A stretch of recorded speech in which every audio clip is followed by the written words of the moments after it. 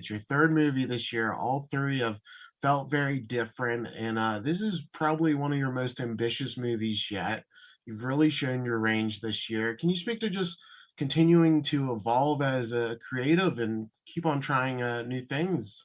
I think that's what the spice of life is, right? Trying new things and if getting not being afraid to take on new challenges. And when this story came to me, I thought you can't ignore this. You have to go in and go and do it right and do it well. So I'm really excited and grateful at the way that it turned out. Yeah, and I was curious, when you're tackling a real life historical subject matter like this, that comes with a level of sensitivity and a level of detail. You can really tell this was a passion project when you watch this.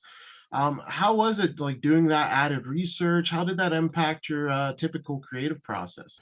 Typically, when I'm writing a story, fictional, I can just go in any direction I want to. But understanding there were historical facts that had to be followed and checked and rechecked and maintained throughout this movie. And as you watch it, 90% of what you saw is actually factually correct.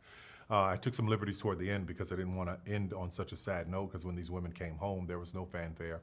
Charity Adams went to work at Macy's, so it's. I wanted to be sure that I was staying to point. So I had a great historian named Kevin Hemel, and actually talking to Lena King, the real Lena King, who was 99 years old, whose recall was as if it were yesterday, was very helpful.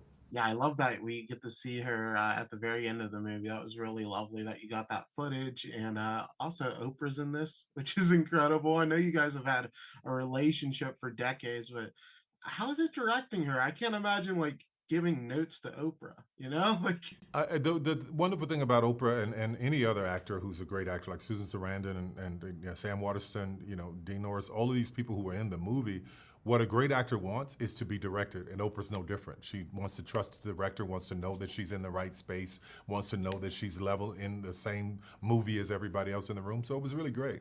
Kerry Washington, we come to expect greatness from her, and she's fantastic in this movie. But I was really blown away by Ebony Obsidian. And I know you worked with her on Sisters, but what made you think that she could really carry this film because she's in such a key role and she delivers throughout? Yeah, first, just in working with her for years on Sisters and doing so many episodes, but also when I met Lena, I thought, you kind of look like her. So I really wanted her to do it. And when she said yes, I was very, very happy. And you have a wonderful dedication at the end of this movie to Clarence and Jacqueline Avant, and at the end here, Nicole produced this film.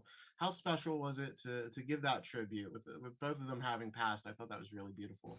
Yeah, well, the horrible tragedy of the way that her mother died right before we started this project, she felt like my mother wants us to do this, and her mother had told her about the 688 and had shared all these stories with her. So it was only fitting to dedicate it to her, and then her father passing soon after, it was only fitting to do that. And my last question for you, Susan Sarandon as Eleanor Roosevelt. I thought that was some really inspired casting. Could you speak to that choice? Yeah, I just listen. I've always wanted to work with these incredible actors. So I got to tell you, Carrie Seelig, who's a producer on the film, was very instrumental in making a lot of that happen. The casting of Susan and Sam and people like that happen. So it was really great to get it done. And they all wanted to just get in and honor these women. So that's what was important.